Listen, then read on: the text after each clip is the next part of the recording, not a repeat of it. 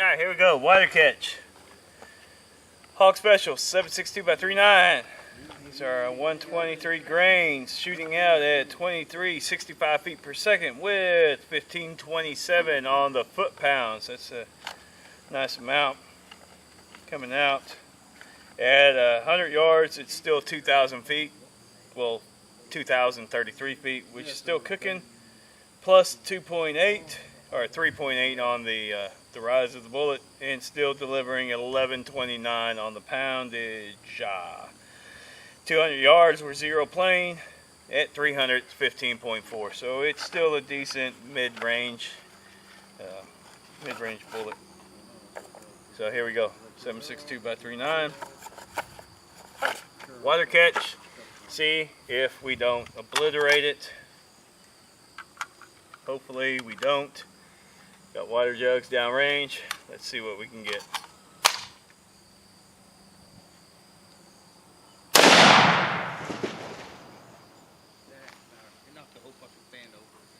Son of a bitch.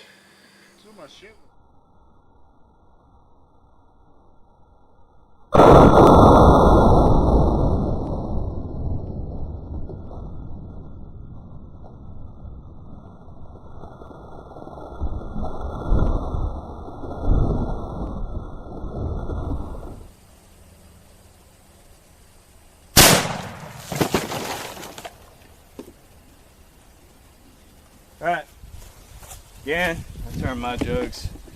They all go. We have an exit. We have lead shards. Assuming that's the first one. Possibly this is the first one. Either one. These are the first two. We have going in. Where the point of entry is. Oh, right here. Going in, so it didn't just didn't go blow a hole. It blew underneath. That's never seen a jug do that one. Bullet. So here we go into the third one, where we stopped. On here, I've learned my lesson.